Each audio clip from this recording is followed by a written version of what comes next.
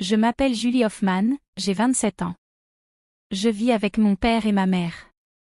Notre famille a toujours été unie. Depuis mes premières années, j'ai toujours admiré mon père. Il est l'exemple parfait de travail acharné, gérant sa propre entreprise florissante. Bien que son emploi du temps le tienne loin de la maison la plupart du temps, dès qu'il trouve un moment, il le consacre à moi. Lors de ses jours de repos, il privilégie de passer du temps avec moi, prouvant qu'il est un père exceptionnel. Ma mère, en revanche, est un portrait différent. Depuis que je me souviens, elle n'a jamais travaillé. Bien qu'elle s'occupe des tâches ménagères, elle n'a jamais aidé dans les affaires de mon père ni poursuivi une carrière en dehors de la maison. Malgré notre style de vie confortable, avec ma mère souvent en train de socialiser et de participer à des événements, son manque d'implication dans ma vie m'a laissé un peu négligée. Il y a eu des moments de profonde solitude, mais la présence constante de mon père comblait toujours ce vide. Il comprenait l'indifférence de ma mère à mon égard et s'assurait que je ne me sente jamais négligée ou seule. En grandissant, la tendance de ma mère à ne pas tenir ses promesses est devenue évidente, alors que les engagements de mon père étaient inébranlables. L'attitude désinvolte de ma mère envers les promesses m'a laissé désillusionnée. J'ai appris à ne pas accorder beaucoup d'importance à ses promesses. En revanche, la fiabilité et la fidélité de mon père ont gagné mon admiration.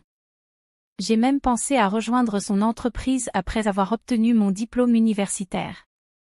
En tant qu'enfant unique, je voyais cela comme un moyen d'honorer l'héritage de mon père et de poursuivre son travail.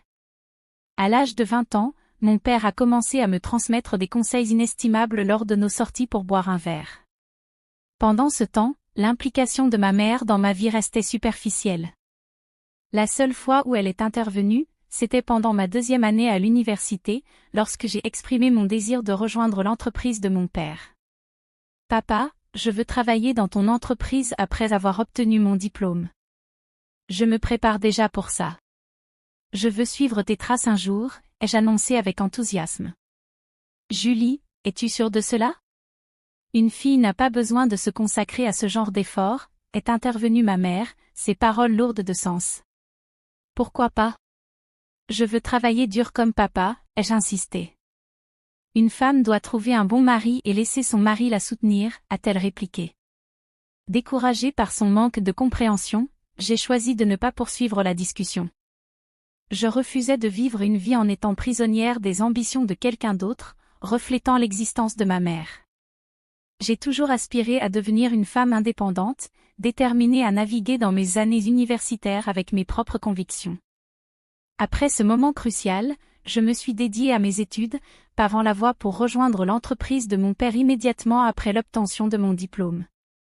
Bien que ma mère restât sceptique, il semblait qu'elle se résignait finalement à ma décision. Si tu choisis de vivre ainsi, sois. Mais souviens-toi, tu devras faire face aux conséquences de ne pas suivre les conseils de ta mère, a-t-elle commenté, résignée. Si tu es prête à accepter cela, alors fais ce que tu veux. Ainsi, j'ai suivi son conseil en rejoignant l'entreprise de mon père, élargissant le fossé entre ma mère et moi. En revanche, mon lien avec mon père s'est approfondi à mesure que nous passions plus de temps ensemble. En y repensant maintenant, je réalise que ma mère n'était pas satisfaite de l'évolution des choses. En rejoignant l'entreprise de mon père, il a investi un effort considérable dans ma formation, ce qui, sans que je le sache, était motivé par sa santé déclinante. Il lui a fallu presque 6 mois pour me familiariser avec les complexités du travail avant de s'effondrer sur son lieu de travail, étant rapidement transporté à l'hôpital. Les 5 années suivantes, il a lutté courageusement contre la maladie. Julie, comment va l'entreprise sans ton père? A demandé ma mère, sa préoccupation voilée par le scepticisme. C'est difficile, mais tout le monde se mobilise. Papa m'a laissé tout ce dont j'ai besoin, ai-je répondu avec confiance. Eh bien, tant que c'est ainsi, assure-toi simplement de ne pas ruiner l'entreprise en tant que 2e génération, a-t-elle averti, ses paroles teintées d'appréhension. Tu n'as aucun intérêt véritable ou affection pour l'entreprise, tu es seulement préoccupé par la perception des autres, ai-je rétorqué, découragé par son manque de foi. Pendant la maladie de mon père, nos divergences étaient fréquentes. Malgré son état affaibli, il faisait des visites sporadiques à l'entreprise, soulignant son importance. Ces employés dans cette entreprise sont des trésors inestimables pour moi, mais je dois m'en séparer, a-t-il avoué, sa voix chargée d'émotion. Julie, j'ai été témoin de ta dévotion au fil des années. Je te fais confiance pour protéger cet endroit et tous ceux qui y travaillent. Papa, je ne sais pas si je peux te remplacer, mais je vais m'efforcer d'honorer ton héritage, ai-je promis solennellement. À partir de ce jour, le manteau du leadership m'a été confié. Mon père étant la plupart du temps confiné à l'hôpital, mes journées étaient entièrement consacrées aux affaires de l'entreprise, me laissant peu de temps pour rentrer chez moi.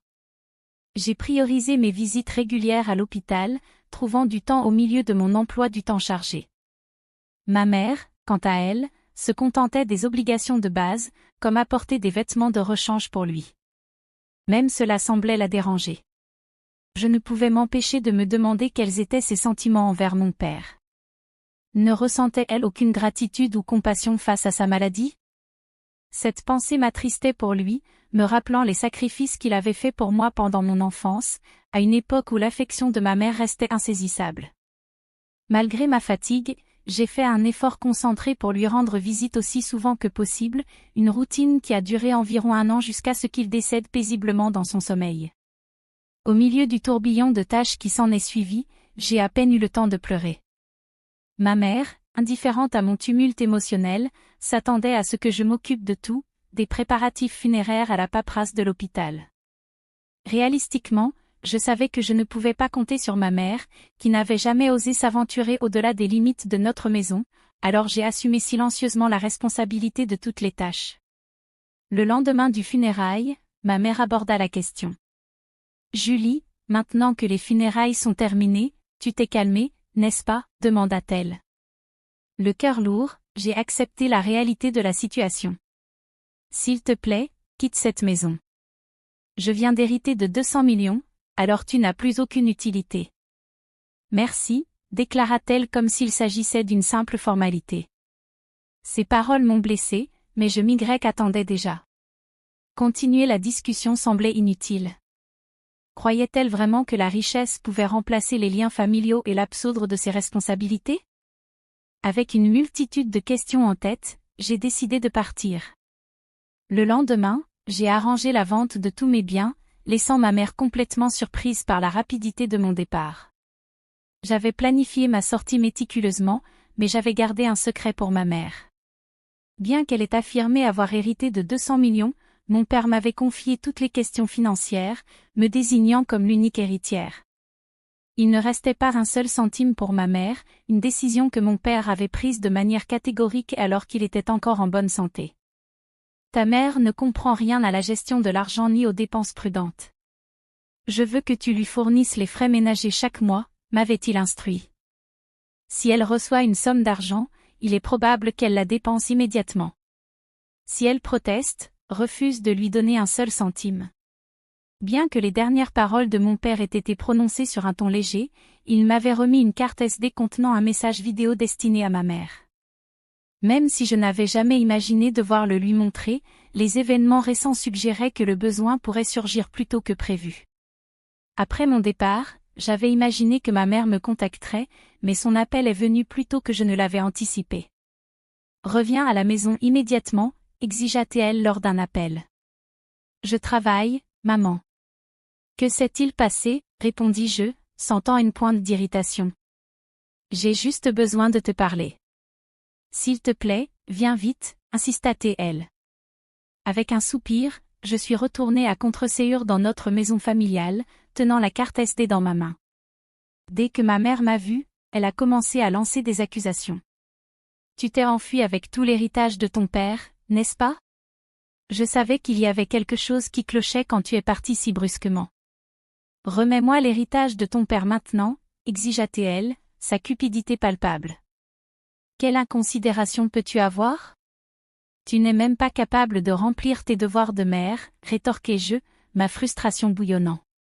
En réponse, je lui ai tendu silencieusement la carte SD. Confuse, elle l'a inspectée. Qu'est-ce que c'est? Demanda-t-elle.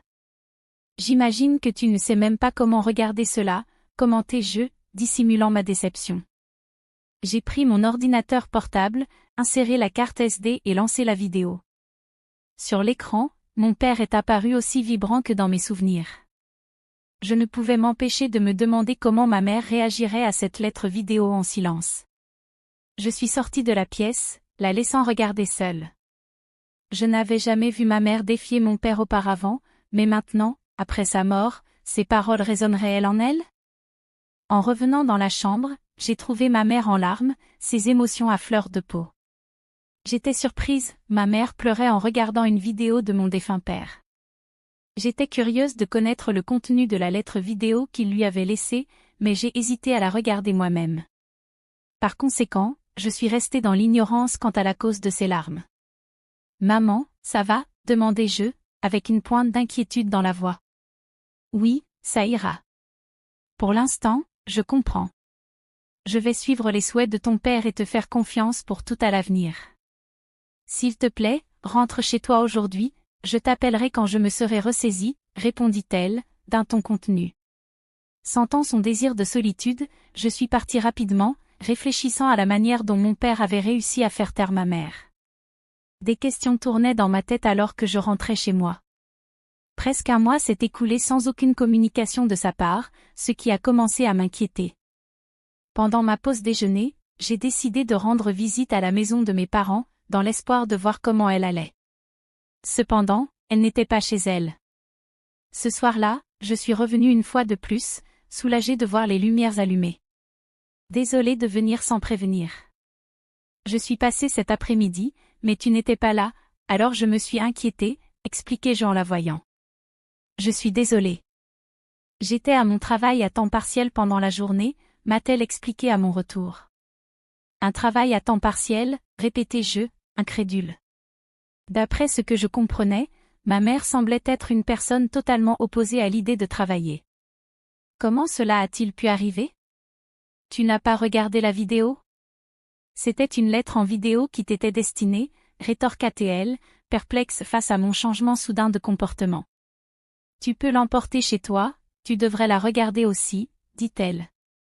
Puis-je la regarder? Demandai-je en tendant la main pour prendre la carte SD.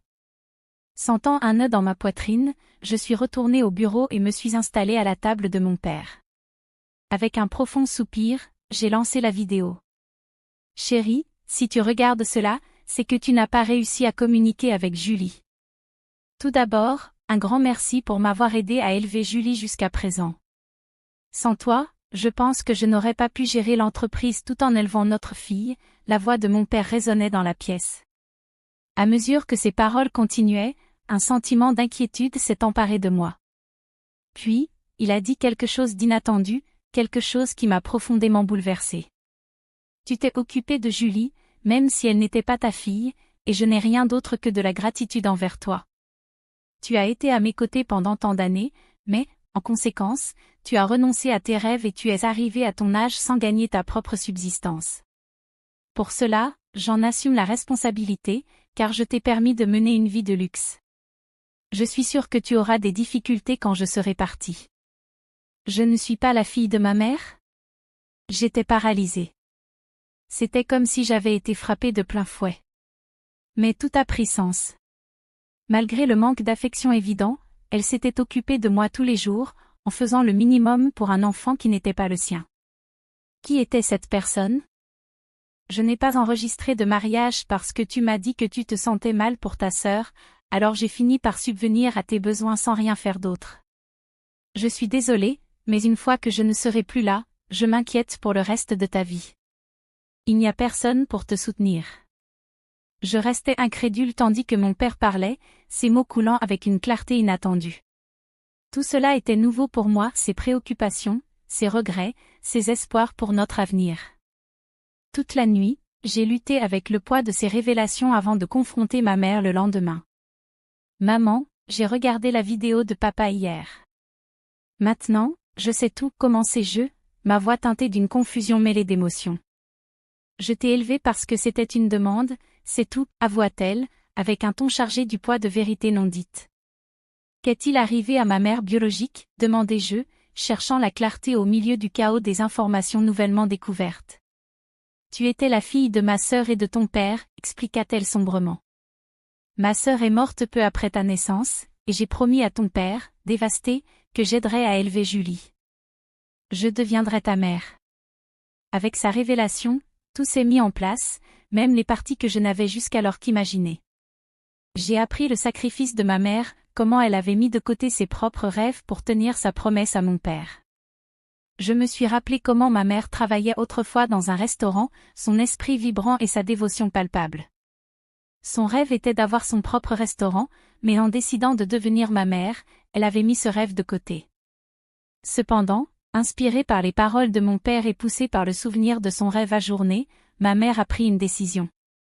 Elle a résolu de retrouver ce rêve, s'engageant dans un parcours pour le poursuivre à nouveau. Actuellement, elle suit une formation en tant qu'employée à temps partiel, déterminée à transformer son rêve de posséder un restaurant en réalité. J'aurais dû faire cela plus tôt.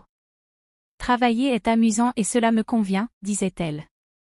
Je n'avais aucune idée, alors c'est de ma faute si tu n'as pas travaillé. Je suis désolée de ne rien avoir su, avouai-je avec un ton de regret. Ce n'est pas ta faute, Julie. J'ai pris la décision moi-même, mais je ne suis pas douée avec les enfants, donc je n'ai pas su bien m'occuper de toi. C'est moi qui t'ai causé des problèmes, poursuivit-elle, assumant la responsabilité de ses actions. En discutant, j'ai réalisé que c'était la première fois que nous avions un dialogue aussi ouvert. À ce stade de ma vie, j'avais enfin l'impression de commencer à mieux comprendre ma mère. Nos conversations sont devenues plus fréquentes, nous conduisant à la décision d'utiliser l'argent laissé par mon père pour financer l'ouverture de son restaurant. Une fois qu'elle a commencé à travailler, ma mère est devenue un peu plus humble. Elle hésitait quand il s'agissait de parler des fonds pour le restaurant, un comportement qui aurait été inimaginable il y a encore peu de temps. Tout en gardant mon emploi régulier, j'ai également aidé à l'ouverture de son restaurant.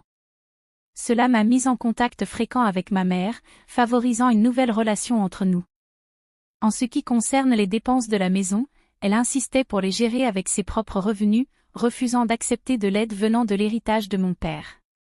Promets-moi que tu me le diras si tu traverses des difficultés. Après tout, papa m'a confié la tâche de veiller sur toi, l'encourageai-je. Je vais bien toute seule, vivre seule ne coûte pas si cher. Mais pour les dépenses de mon restaurant, elle hésita, sa détermination évidente, je compterai sur toi. Bien sûr. J'attends cela avec impatience aussi, répondis-je. Ma mère était encouragée, ses yeux remplis d'espoir et d'attente. Après tant d'années, nous sommes enfin devenus une vraie famille, et nous vivons maintenant en harmonie. Elle n'est pas ma mère biologique, et c'était peut-être le bon moment pour moi de découvrir la vérité. Ton restaurant ouvrira enfin demain. Ton rêve devient réalité, commentai-je, pleine de fierté en observant sa dévotion. Te voir travailler si dur dans cette entreprise m'a rappelé mes propres rêves quand j'étais plus jeune. Je crois que c'est pour cette raison que j'ai pu aller aussi loin. Tout cela, c'est grâce à toi et à ton père. Merci beaucoup, maman, exprimai-je ma gratitude, ressentant un profond sentiment de reconnaissance. Promets-moi que tu seras toujours ma mère, implorai-je. Désormais, nous nous entendrons encore mieux qu'avant. Après tout, nous ne sommes que toutes les deux, dis-je, ressentant un nouveau sentiment de proximité. Après la mort de mon père, la vérité a été révélée, et j'ai accepté la réalité de notre situation. Décidant de vivre uniquement avec ma mère, j'ai pensé retourner dans ma ville natale et vivre avec elle à nouveau. Je ne cuisine pas, donc ma mère est préoccupée par mon alimentation insuffisante et me soutient dans mon retour. J'expliquai, me sentant touchée par son souci. Mon père serait probablement surpris de voir à quel point nous nous entendons maintenant. La maison, l'entreprise, et l'héritage qu'il a laissé, je les protégerai à tout prix tout en continuant à bien m'entendre avec ma mère pour que nous devenions une vraie famille. J'ai juré, déterminée à honorer l'héritage de mon père. Nous avons visité les tombes de mon père et de ma mère biologique, la sœur aînée de ma mère, pour leur donner nos nouvelles quotidiennes. Après avoir suivi la procédure d'adoption, j'ai finalement été enregistrée en tant que fille de ma mère, forgeant un lien qui transcende les liens du sang. Je m'appelle Julie, j'ai 27 ans. Récemment, j'ai reçu un appel de ma mère. Nous ne nous étions pas parlé depuis presque 3 ans. Elle m'a appelé pour me demander de l'aide car ma sœur et son mari venaient de traverser quelque chose de très difficile. Pour te donner un peu de contexte, l'homme qui est maintenant le mari de ma sœur devait être mon mari, à l'origine. Ma sœur, qui a 23 ans, et que j'appellerai Kelly, a eu une aventure avec mon fiancé, Jacques, qui a aussi 27 ans, le jour de mes fiançailles. Jacques et moi étions ensemble depuis la fac, et après presque 3 ans, il m'avait demandé en mariage. Il avait même organisé une fête pour me surprendre le soir de nos fiançailles. Je me souviens de m'être sentie sur un petit nuage ce jour-là. J'ai décidé de sortir dans le jardin pour avoir un meilleur angle avec mon téléphone, et c'est alors que j'ai vu ma sœur et Jacques. Ils s'embrassaient avec tant de passion qu'il leur a fallu quelques secondes pour réaliser que j'étais là. Complètement choquée, je ne pouvais pas croire qu'ils me feraient ça, surtout après presque 3 ans ensemble, et en plus, le jour de nos fiançailles. Quand ils m'ont enfin remarqué, ils se sont rapidement séparés, mais c'était trop tard. Je me suis précipitée vers ma voiture et j'ai conduit aussi vite que possible jusqu'à l'hôtel le plus proche. J'étais sous le choc, essayant de comprendre ce que je venais de voir, espérant que ce n'était pas vrai. Mais ensuite, j'ai reçu un message de Kelly s'excusant et disant qu'elle était amoureuse de Jacques. Apparemment, cela durait depuis longtemps.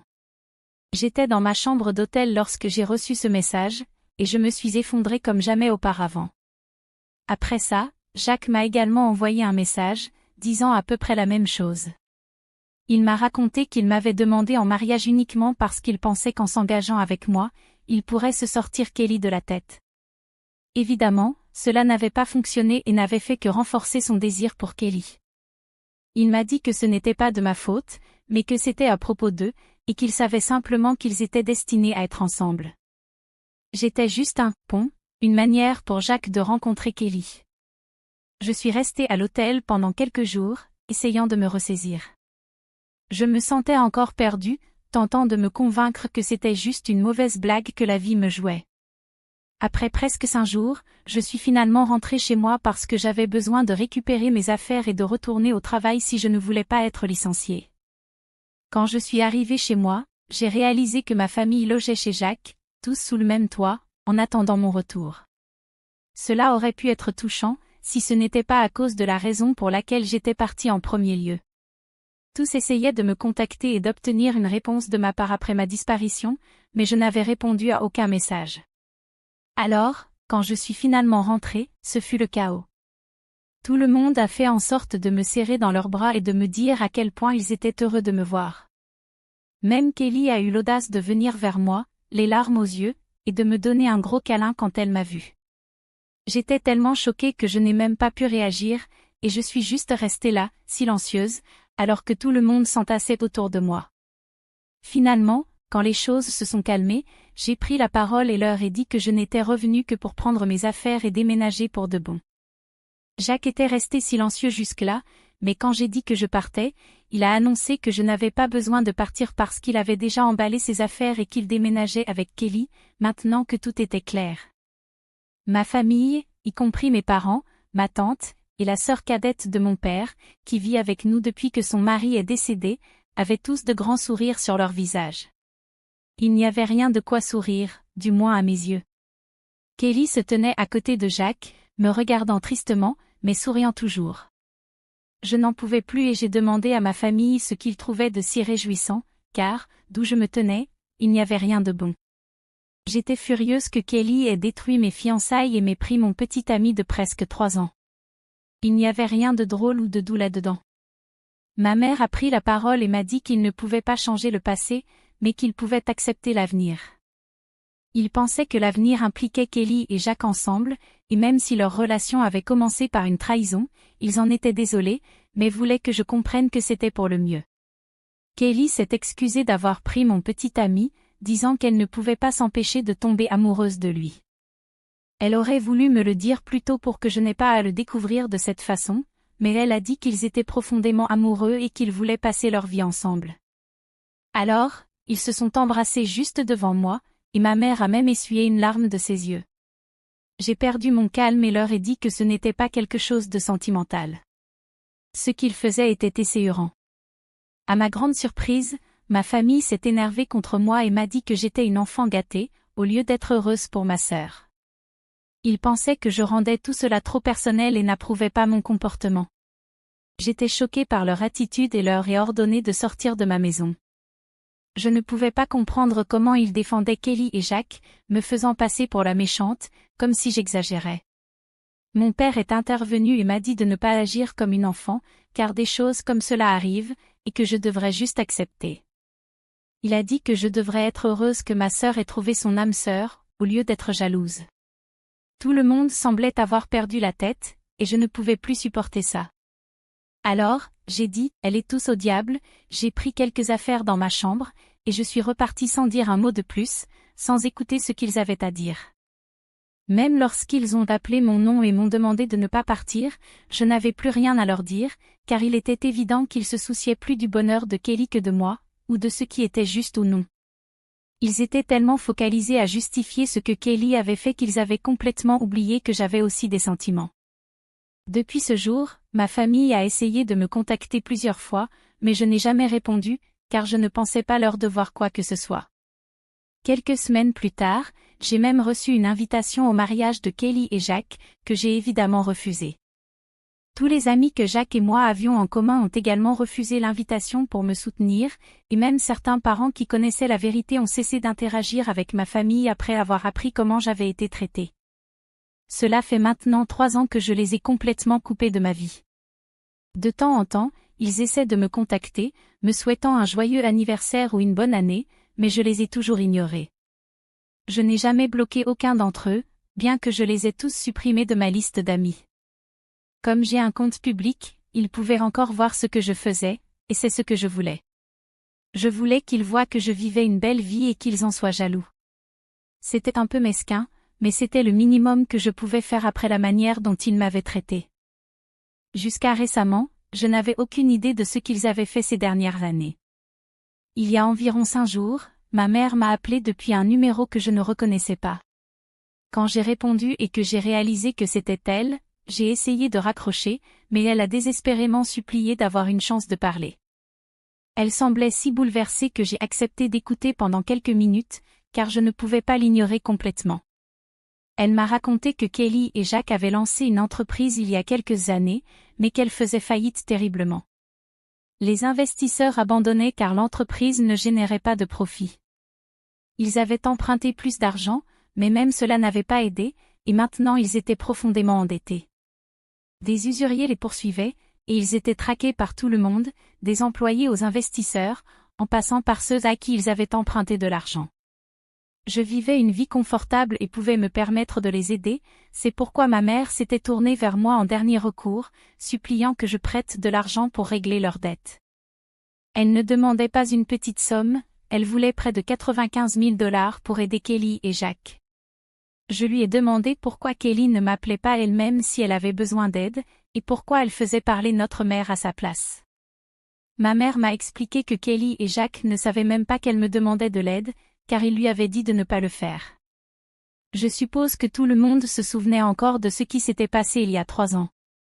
Kelly ne voulait pas que je sache dans quelle situation il se trouvait et n'était pas prête à accepter mon aide, mais ma mère ne connaissait personne d'autre qui pourrait donner autant d'argent rapidement. Cela faisait déjà quelques mois que Kelly et Jacques avaient du mal à mettre de la nourriture sur la table. Mes parents et la famille de Jacques les aidaient autant qu'ils le pouvaient, mais ce n'était pas suffisant. Ils devaient penser à leur propre avenir, surtout parce que la majeure partie de ma famille, y compris les parents de Jacques, était à la retraite. C'est pour cela que ma mère, sans autres options, m'a appelé pour demander de l'aide. Je pouvais les aider, mais je ne voulais vraiment pas qu'Ellie avait raison de ne pas venir me demander de l'aide, car ils avaient perdu le droit de me demander quoi que ce soit le jour où ils m'ont trahi. J'ai dit à ma mère que je ne pouvais pas les aider, et que même si je le pouvais, je ne le ferais pas. Elle semblait très contrariée et m'a dit que j'étais cruelle et que je devais penser à ma famille. Je lui ai rappelé que ni Kelly ni Jacques n'avaient pensé à moi lorsqu'ils ont eu une liaison, et que ma famille n'avait pas pensé à moi en les soutenant, alors je ne voyais pas pourquoi je devrais penser à eux maintenant. J'ai travaillé dur pour en arriver là où je suis aujourd'hui, et je n'allais pas simplement donner 95 000 $ à 2 personnes qui ne le méritaient pas. Ma mère a commencé à pleurer au téléphone, disant qu'elle n'aurait jamais imaginé que je devienne aussi égoïste et affirmant que ma sœur et son mari allaient se retrouver dans des problèmes sérieux si je ne les aidais pas. Je lui ai dit que c'était dommage, mais que je ne pouvais pas les aider, et j'ai raccroché. Depuis, elle m'envoie message après message, presque toutes les heures, suppliant que je reconsidère et que je pense à ma sœur. Elle ne cesse de dire que ce n'est pas le moment pour des représailles mesquines et que Kelly est en grande difficulté. Elle me prévient que si je n'aide pas maintenant, je le regretterai plus tard. Ma mère agit de manière désespérée, et je ne sais pas quoi lui dire, car je ne veux pas non plus me sentir comme la personne mauvaise dans cette situation. Ai-je tort de ne pas aider financièrement ma sœur après qu'elle m'a volé mon fiancé il y a 3 ans? Voici une mise à jour, j'ai finalement bloqué ma famille. Je ne l'avais pas fait plus tôt, car, d'une part, je voulais qu'ils voient ce que je faisais et qu'ils en soient jaloux, et d'autre part, je pensais que couper totalement les ponts serait quelque chose que je pourrais regretter si quelque chose de grave leur arrivait. Mais maintenant, je n'en ai plus rien à faire. J'aurais dû les sortir de ma vie il y a 3 ans. Les garder tout ce temps, c'était vraiment ça mon geste mesquin. Refuser d'aider ma sœur maintenant n'est pas mesquin, c'est simplement la chose logique à faire. Ils ont déjà gaspillé tellement d'argent, et je suis sûre que même si je leur donnais l'argent maintenant, ils ne pourraient pas le rembourser.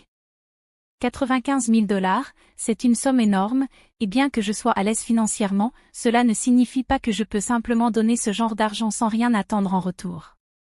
Si c'était un ami proche que j'aidais, j'attendrais quand même un remboursement, mais là, ce sont des personnes qui ne sont pas proches de moi et qui ne sont certainement pas mes êtres chers. Je ne peux pas m'attendre à ce qu'ils me remboursent, donc il n'y a vraiment aucune raison pour que je les aide. C'est aussi simple que ça. J'ai parlé à quelques amis de cette situation pour avoir leur avis, et ils étaient d'accord pour dire que j'avais bien fait de refuser de donner l'argent, pas par vengeance, mais parce qu'il est complètement irréaliste et insensé d'espérer que j'aide les mêmes personnes qui m'ont trahi dans le passé. Quoi qu'il en soit, maintenant ma mère est bloquée, et elle ne peut plus me contacter pour me blâmer. Je n'ai plus rien à craindre, du moins c'est ce que je pensais. Deuxième mise à jour, quelque chose de vraiment énorme s'est passé aujourd'hui. J'étais au travail quand j'ai reçu un appel de ma voisine. Elle m'a dit qu'il y avait un couple devant chez moi, criant pour que je sorte et leur parle. Ma voisine a dit qu'ils avaient l'air complètement fous et qu'ils criaient devant ma porte depuis environ 1 heure, refusant de partir. Je lui ai demandé de me les décrire, mais au fond de moi, je savais déjà qui c'était. Quand elle les a décrits, cela n'a fait que confirmer mes soupçons, c'était Kelly et Jacques. Ma voisine a insisté pour que je rentre chez moi et que je m'occupe d'eux, car elle ne pensait pas qu'ils avaient de bonnes intentions. Étant donné qu'il s'agissait de Kelly et Jacques, je savais qu'elle avait raison, alors je les remerciai et j'ai immédiatement commencé à rentrer chez moi, car je ne pouvais pas risquer qu'ils entrent. Heureusement, je suis arrivée en environ 20 minutes et je les ai pris en flagrant délit, en train d'essayer de forcer l'entrée de ma maison, en manipulant la serrure de ma porte. J'ai garé la voiture devant chez moi et exigé de savoir ce qu'ils pensaient être en train de faire. J'ai essayé d'appeler la police immédiatement, mais Jacques a réagi rapidement et m'a fait tomber le téléphone des mains. Kelly s'est approchée et a dit qu'ils étaient là uniquement pour parler et qu'ils ne voulaient rien de moi, du moins pas à ce moment-là. Je leur ai dit de parler vite et j'ai bien précisé qu'ils ne devaient pas s'attendre à ce que je les invite à entrer. Tout ce qu'ils avaient à dire devrait être discuté là, dans le jardin. Ils ont semblé d'accord avec ça, ce qui était un soulagement, car je ne pensais pas que ce serait une bonne idée de les laisser entrer. Ils paraissaient déjà assez hostiles, et je ne savais pas à quoi m'attendre.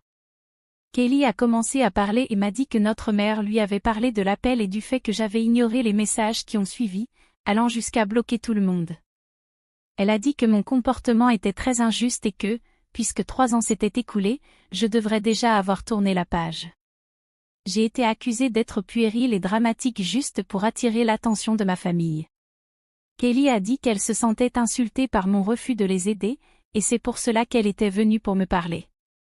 Elle a mentionné qu'elle avait réussi à trouver l'argent pour l'instant, en vendant la maison et tous les bijoux, mais qu'il y avait une grande chance qu'elle ait besoin de plus à l'avenir. Elle voulait savoir si elle pourrait compter sur moi pour les aider quand ce moment viendrait. Je lui ai dit directement qu'elle ne pouvait pas et ne devait pas compter sur moi sous aucun prétexte, car je la détestais, elle et son mari, de toutes mes forces. J'étais tellement en colère que je l'ai averti que je me retenais de ne pas la frapper à cet instant, donc il valait mieux qu'il parte. Jacques, étonnamment, a exigé qu'ils ne partent pas tant que je n'aurais pas signé un document promettant de leur donner de l'argent à l'avenir chaque fois qu'ils en auraient besoin. Je n'en revenais pas de ce que j'entendais. Je savais qu'un tel document n'aurait aucune validité légale s'il était signé sous la contrainte, et ils devaient être hors de leur esprit pour penser qu'ils pouvaient me manipuler de cette façon. Je leur ai dit de partir, mais Kelly m'a poussé en disant que je devais les aider, que je leur devais bien ça, car nous étions de la famille. Elle a ajouté que je ne pouvais pas simplement fuir mes responsabilités de cette manière. J'étais stupéfaite qu'elle m'ait réellement poussée, et j'étais tentée de la gifler, mais je me suis retenue, sachant que recourir à la violence n'améliorerait rien. Au lieu de cela, j'ai décidé de récupérer mon téléphone, qui était tombé par terre lorsque Jacques l'avait fait tomber de ma main plus tôt, et j'ai couru vers ma voiture. Je suis rapidement montée dans la voiture et je suis partie sans même regarder dans le rétroviseur. Heureusement, je n'avais pas coupé le moteur en sortant de la voiture, donc il était encore allumé, et j'ai pu prendre de l'avance sur eux. Ils ne m'ont pas poursuivi à pied, ce qui était un soulagement, mais ils sont restés devant ma maison, ce qui était regrettable. Quand j'étais à une distance de sécurité, j'ai décidé d'appeler la police pour signaler ce qui se passait. Je suis retournée chez moi juste à temps, arrivant peu avant la police. En environ 25 minutes, ils sont arrivés, et j'ai tout raconté. La police a arrêté Kelly et Jacques et les a emmenés. Je savais que les accusations n'étaient pas si graves, et qu'ils s'en sortiraient probablement facilement, mais c'était quand même satisfaisant, car au moins ils avaient été emmenés, et je n'avais plus à m'occuper d'eux. Quelques heures ont passé depuis, et je n'ai rien entendu de ma famille, ce qui est étrange. Je pensais qu'à ce stade, au moins un d'entre eux aurait essayé de me contacter depuis un autre numéro, mais ils ne l'ont pas fait. J'imagine qu'ils ont soit tourné la page et ne vont plus essayer de m'embêter, soit ils attendent simplement le bon moment pour me contacter plus tard, quand les choses se seront un peu calmées. Troisième mise à jour, ma dernière mise à jour remonte à environ une semaine, et j'avais commencé à croire que ma famille allait enfin me laisser tranquille après que j'ai fait appel à la police pour Kelly et Jacques, mais je me trompais. Même cela ne les a pas empêchés de revenir me déranger. Cette fois-ci, ce sont mes parents qui se sont présentés à ma maison, demandant s'ils pouvaient me parler un instant. Cela s'est passé hier, et ils semblaient beaucoup moins arrogants comparés à Kelly et Jacques, alors j'ai décidé de les laisser entrer. Dès que ma mère est entrée dans la maison, elle a commencé à pleurer et à s'excuser d'avoir pris le parti de Kelly au lieu du mien. Mon père a expliqué qu'après avoir appris que Kelly et Jacques avaient été arrêtés à cause de leur comportement, y compris le fait de m'avoir poussé physiquement, ils ne pouvaient plus les voir de la même manière. Ils avaient décidé de couper les ponts avec eux. Ma mère a pleuré tout du long, tandis que mon père s'excusait d'avoir soutenu Kelly dans le passé, alors qu'en réalité, j'étais la victime. Je leur ai dit que, bien que j'apprécie le fait qu'ils aient finalement réalisé leur erreur, il était trop tard pour arranger les choses. Je m'étais déjà habituée à vivre ma vie selon mes propres termes, et je ne voulais pas revenir à une situation où je devais mettre ma famille avant moi. Aussi gentilles que soient leurs visites et leurs excuses, je ne pouvais pas leur promettre que j'essaierais de reconstruire notre relation, car honnêtement, je ne voyais pas de raison de sauver quelque chose qui était déjà brisé, même si c'était avec mes parents. Ils ont un peu protesté, disant que nous pourrions arranger les choses si nous le voulions vraiment, mais c'était là le problème, je ne le voulais plus. Je voulais simplement être seule, libre des complications et des douleurs du passé. Je leur ai dit que je respectais leur effort, mais que j'avais abandonné l'idée d'essayer. Ils semblaient un peu déçus, mais ils ont fini par partir et m'ont demandé si je pouvais au moins les débloquer pour que nous puissions garder le contact. J'ai débloqué mes parents, ce qui me semble un peu étrange, mais pour l'instant, c'est ainsi que les choses sont. Je ne suis pas certaine de ce que l'avenir réserve, mais je me concentre sur ma propre paix et mon bien-être. Restez à l'écoute pour plus de mises à jour sur la manière dont les choses évolueront.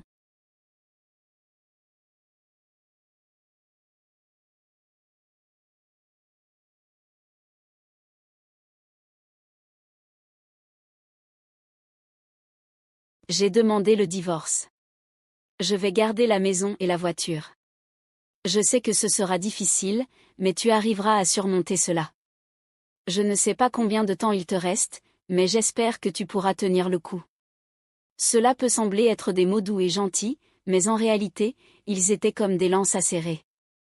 Son sourire à ce moment-là m'a fait plus de mal que n'importe quoi d'autre. Comment a-t-il pu me faire ça? M'abandonner alors que je suis malade? N'avions-nous pas promis de faire face ensemble au défi? Je n'arrête pas de pleurer sous le choc de ses mots et de son attitude. Il est hors de question que je lui pardonne. Je compte bien lui faire ressentir ma douleur, même si mon corps ne peut plus supporter cela. Cette détermination inébranlable marque le début de ma prochaine étape, une quête de vengeance. Je m'appelle Anna et aujourd'hui j'ai 45 ans. J'ai toujours été une femme au foyer dévouée, prenant soin de ma famille. Je profitais de chaque jour avec mon mari, Tom, comme au bon vieux temps. Nous nous sommes rencontrés par l'intermédiaire d'un ami. Il a toujours été sociable, capable de se connecter avec tout le monde. Quand j'étais nerveuse au début, il s'est approché de moi avec un sourire chaleureux, et je me suis rapidement ouverte à lui. Nos jours ensemble étaient aussi doux que des bonbons colorés, si agréables que je perdais la notion du temps. Je voulais vraiment passer encore plus de temps avec lui, et peut-être ressentait-il la même chose, appréciant également nos moments partagés. C'est difficile à croire maintenant, mais nous nous aimions profondément et avions promis de nous marier. Vivre avec lui ressemblait à un rêve, chaque jour brillait, et je croyais que nous partagerions toujours des sourires dans l'avenir. Mais avec le temps, Tom a commencé à changer, probablement à cause du stress du travail. Son salaire n'est pas très élevé. Il n'a pas suivi de formation spécialisée à l'école et n'a pas un parcours académique solide, ce qui limitait ses choix professionnels. J'ai suggéré plusieurs fois de chercher un nouvel emploi, mais il répondait toujours à contre-séhure, « Je vais bien pour l'instant ». Tandis que je travaillais à plein temps et que nous n'avions pas de soucis financiers, je m'inquiétais de ce qui se passerait si nous avions un enfant ou si je tombais malade et ne pouvais plus travailler. Pour apaiser cette anxiété, j'ai fait une suggestion, « Tom, mon entreprise manque de personnel dans l'administration. Tu n'as pas besoin de qualifications particulières, juste des bases. Ça t'intéresse ?» Un jour, un ami des ressources humaines de mon entreprise m'a parlé d'un poste vacant dans l'administration. J'ai pensé que cela pourrait l'intéresser et je le lui ai proposé, pensant que ce serait une bonne opportunité d'améliorer sa situation professionnelle difficile. Mais sa réaction fut froide, « Pourquoi prends-tu des décisions concernant mon emploi sans me consulter ? J'ai choisi cet endroit par moi-même. Tu insinues qu'il y a un problème avec ça ? » J'étais surprise. J'avais simplement fait une suggestion par souci pour son avenir. Désolée, je ne voulais pas te contrarier avec cette proposition soudaine. J'ai juste pensé que les conditions dans ton travail actuel semblaient difficiles et que peut-être cette entreprise serait un meilleur choix pour toi, mais il ne l'a pas compris de cette manière. Ce n'est pas parce que tu es ma femme que tu peux interférer dans mes décisions de carrière comme si tu étais une étrangère. J'ai mes propres pensées, tu sais. Quand il s'est éloigné, je me suis murmuré à moi-même. Le mot « étrangère » a résonné profondément. Je suis sa femme, nous sommes une famille, mais ses paroles et son attitude semblaient destinées à quelqu'un d'autre. Une fissure grandissait entre nous, s'élargissant rapidement. Tom avait aussi été impoli avec ma famille. Ma mère, une personne vraiment gentille, venait régulièrement chez nous pendant que j'étais au travail. Elle nettoyait et préparait de délicieux repas, les stockant dans le réfrigérateur pour prendre soin de nous. J'étais reconnaissante pour sa gentillesse.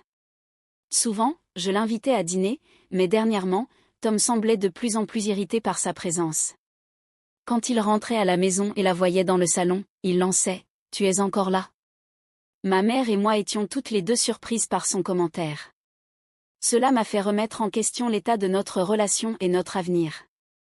Comment pourrions-nous combler l'écart croissant entre nous ? Ma mère, avec un sourire doux, a dit « Ce n'est rien, Anna. Si ma présence dérange, je m'excuse.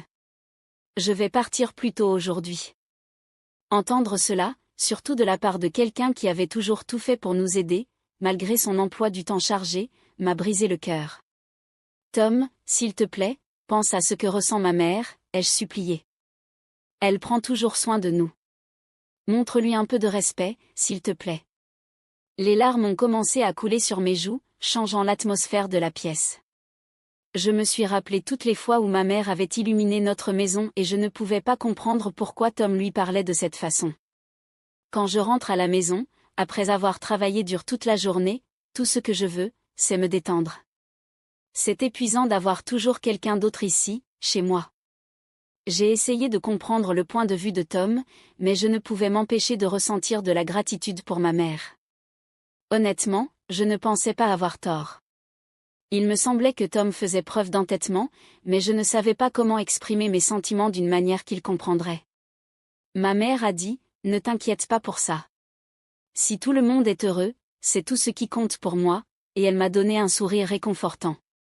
Ces paroles chaleureuses m'ont rempli d'une culpabilité écrasante. Ce soir-là, en savourant le délicieux repas qu'elle avait préparé, mes émotions étaient un tourbillon de gratitude et de remords. Je ne pouvais m'empêcher de penser à Tom. J'ai passé d'innombrables nuits à réfléchir à la façon dont notre relation pourrait s'améliorer, mais un défi bien plus grand est apparu au travail. Soudain, je me suis sentie étourdie et j'ai perdu connaissance. Heureusement, mes collègues ont réagi rapidement, appelant une ambulance et m'emmenant dans un grand hôpital à proximité. Les examens médicaux ont commencé, mais tout semblait flou. J'ai essayé de contacter Tom, mais il n'a pas répondu. Ensuite, j'ai reçu le diagnostic, cancer. Heureusement, il a été détecté tôt et avec le traitement approprié, le médecin m'a dit que je m'en sortirais. Pourtant, je savais que les traitements contre le cancer pouvaient être épuisants, alors je me suis préparée à la longue et difficile épreuve qui m'attendait. J'ai informé Tom du diagnostic et de mon hospitalisation, mais sa réponse a été indifférente. Son silence m'a fait me sentir incroyablement seule, mais j'ai choisi de me concentrer sur mon traitement, croyant que continuer à avancer était la seule option. Le traitement a été plus difficile que je ne l'avais imaginé. Ma santé s'est rapidement détériorée, me forçant à rester au lit la plupart du temps. Un jour, en plein milieu de cette lutte, Tom est finalement apparu dans ma chambre d'hôpital. « Comment te sens-tu » a-t-il demandé d'un ton désinvolte. « Eh bien, c'est difficile » ai-je répondu en plaisantant à moitié. « Ce serait un peu plus facile si tu étais à mes côtés. » Pour être honnête, j'étais frustrée par son attitude. Pourquoi n'était-il pas venu plus tôt ? Son soutien aurait fait une énorme différence dans ces moments difficiles. Au lieu de me sentir soulagée par nos retrouvailles, je me sentais encore plus isolée.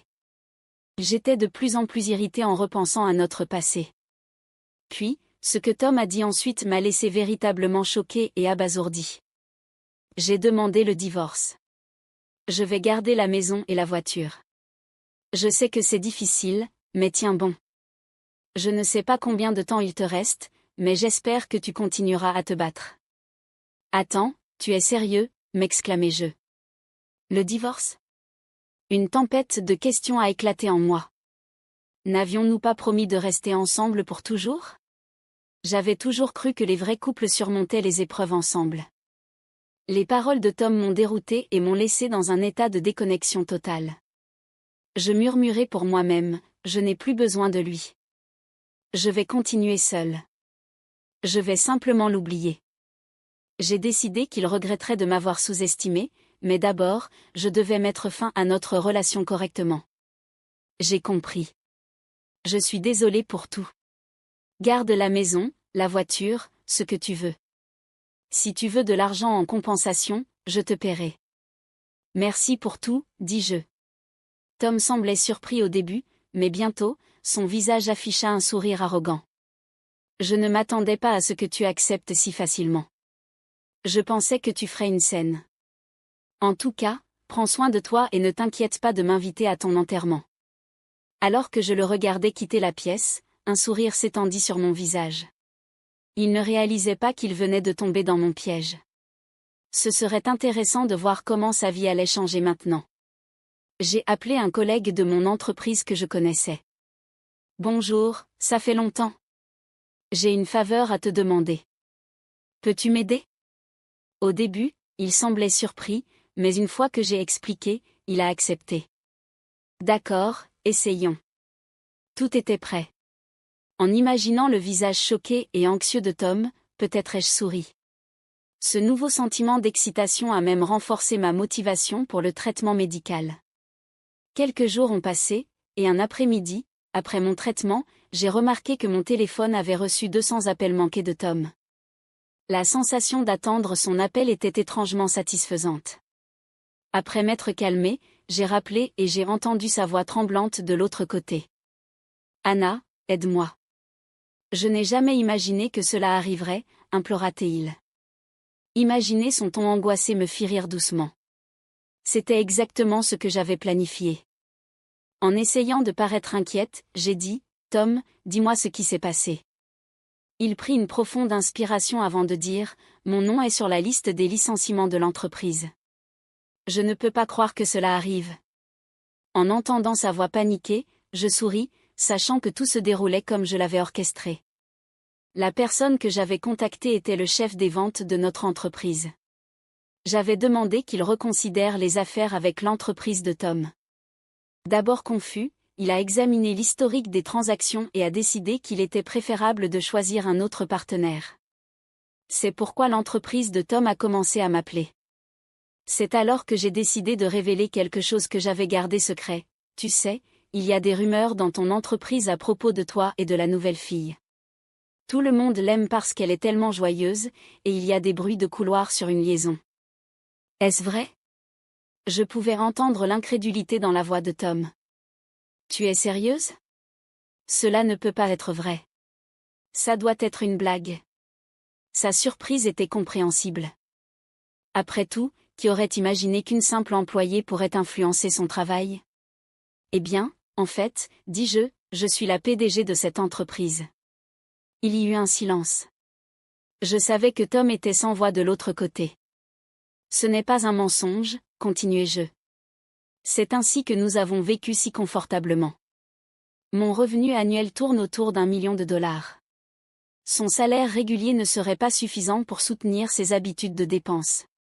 En réalité, les habitudes de dépenses de Tom étaient hors de contrôle. L'allocation de 1 400 dollars qu'il recevait de moi était comme un deuxième salaire, mais ce n'était jamais assez. Il se précipitait et me demandait d'un ton suppliant, « Puis-je avoir un peu plus ?» À ce rythme, l'argent qu'il recevait de moi aurait pu dépasser son salaire réel.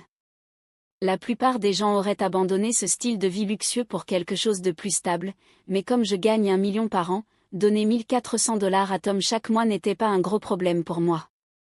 Je me suis toujours demandé dans quoi il dépensait cet argent. Tom, hier, c'était jour de paie, n'est-ce pas, demandai-je. Je t'ai toujours donné de l'argent supplémentaire le jour de paie, mais cela pourrait être difficile à partir de maintenant. Nous ne sommes plus un couple, et il est naturel que tu ne puisses plus t'attendre à cette allocation mensuelle, puisque nous sommes divorcés. Je me demandais comment il allait s'en sortir à partir de maintenant. Ah, et fais attention à l'hypothèque de la maison. C'est 2 000 dollars par mois. Je sais que ça va être difficile, mais tu devras bien gérer ça. Si tu retardes le paiement, tu risques de devoir quitter la maison. Alors qu'un prêt de 2 000 dollars n'est pas un fardeau pour moi, c'est une somme significative pour Tom. À sa réaction, il était évident qu'il était confus et incrédule, répétant des phrases comme « sérieusement » et « c'est fou ». Ce que je disais était vrai. C'était le résultat de mes efforts pour maintenir notre relation. Il a profité de moi quand il était à mes côtés, poursuivant seulement ses propres désirs. Peut-être est-il temps pour lui de faire face aux conséquences de ses actions. Pourquoi est-ce que ça m'arrive? J'ai été licenciée et maintenant je dois trouver comment survivre. Comment vais-je payer le loyer ce mois-ci? Son désespoir était évident dans sa voix. Il devait se sentir perdu et incertain quant à la façon d'avancer. Si j'étais à sa place, il serait aussi difficile d'imaginer un avenir meilleur. Je comprenais que la situation de Tom devait être accablante et confuse, mais c'était le résultat direct de son comportement irrespectueux dans le passé. S'il avait montré un réel souci pour moi et ma famille, les choses ne seraient pas arrivées à ce point. C'est la conséquence de ses choix. S'il nous avait vraiment respectés, il ne serait pas confronté à ces problèmes. Tom resta silencieux, peut-être à court de mots. Je ressentais un mélange de pitié et d'amusement. C'était tout? Je peux raccrocher maintenant? Puis il parla d'une voix effrayée. Attends, pouvons-nous reconsidérer notre relation une dernière fois? Je sais que ça semble égoïste, mais maintenant je réalise à quel point tu étais importante pour moi. L'idée de recommencer avec lui fit battre mon cœur plus vite. Après toute la douleur qu'il m'avait causée et après m'avoir abandonné, l'idée de revenir semblait effrayante. Il prit une profonde inspiration. Je sais que j'ai été irresponsable ces derniers temps, et je suis désolée de ne pas avoir pu te rendre visite plus souvent à l'hôpital. Mais, une fois que tu iras mieux, allons dans un endroit calme et passons du temps ensemble. Je veux revoir ton sourire. Ces paroles étaient nostalgiques, rappelant ce qu'il avait dit lorsqu'il m'avait demandé en mariage. Il avait promis une vie pleine de rire et de bonheur. À l'époque, j'étais tellement envoûtée par ces mots que j'étais entrée dans cette relation sans réfléchir.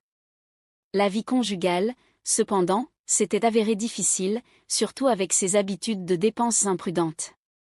Peut-être que si je l'avais mieux compris, les choses auraient été différentes. La voix de Tom s'affaiblit. Anna, je ne peux pas vivre sans toi. Je veux être à tes côtés et affronter les défis de la vie ensemble. Pouvons-nous recommencer juste une fois de plus? Sa voix était remplie de tristesse et d'une touche de désespoir. Malgré l'émotion, il était difficile de lui faire confiance après tout ce qui s'était passé. C'en est assez. C'est fini. J'ai choisi une nouvelle voie, et je ne peux pas revenir en arrière, dis-je fermement. Il y avait une note de tristesse dans sa voix, mais je pouvais sentir qu'il voulait vraiment revenir vers moi.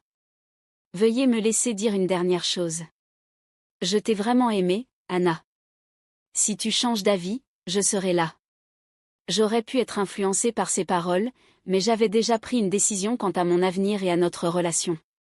Je ne serai plus influencée par ces belles paroles. Ça suffit. De telles paroles ne changeront pas ma décision. Réfléchis bien, tu n'as pas une autre petite amie? Ne devrais-tu pas te concentrer sur elle? Je savais pour la nouvelle relation de Tom grâce aux informations fournies par son chef. Ses déclarations d'amour semblaient maintenant vides. J'ai réalisé qu'il dirait n'importe quoi pour obtenir ce qu'il voulait. C'était frustrant qu'il ne me cherche que lorsqu'il avait besoin de quelque chose et se retirait lorsque les choses devenaient difficiles. Nous ne pourrions plus jamais être ensemble. Passe du temps de qualité avec elle et oublie-moi. Si tu as besoin de me parler, contacte mon avocat. Prends soin de toi, Tom. Ses supplications semblaient sincères, mais le laisser partir signifierait probablement que sa vie deviendrait plus difficile. C'était son choix. J'avais ma propre vie à avancer. Je raccrochai et ajustai les paramètres de mon téléphone pour bloquer tout contact futur de sa part.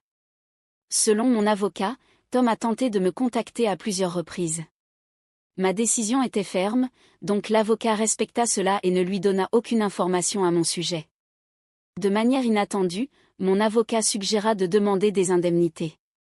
Au départ, je n'y avais pas pensé, mais cela semblait être une manière de chercher une compensation. Je savais que Tom et sa nouvelle partenaire n'étaient pas riches, il y avait des rumeurs concernant ses dettes importantes. En enquêtant sur la partenaire en question, j'ai découvert qu'elle s'était enfuie à cause de problèmes financiers. Lorsque j'ai contacté sa famille, ils étaient furieux et l'ont forcé à travailler dur chez eux. Les actions ont toujours des conséquences, et il semblait qu'ils faisaient face aux leurs. J'ai vaincu le cancer et je me suis complètement rétablie. Ma guérison rapide a même surpris les médecins. En revenant au bureau, j'ai trouvé une lettre sur mon bureau de la part du directeur des ventes exprimant sa solidarité. Ces mots étaient chaleureux et m'ont touché. Lorsque mes collègues ont appris que j'étais à nouveau célibataire, certains se sont gentiment proposés de me présenter à quelqu'un, mais après mon précédent mariage, je voulais me concentrer sur moi-même et apprécier mon temps seul pour l'instant. Qu'avez-vous pensé de la décision d'Anna? Laissez vos commentaires ci-dessous. Merci d'avoir regardé et à la prochaine vidéo.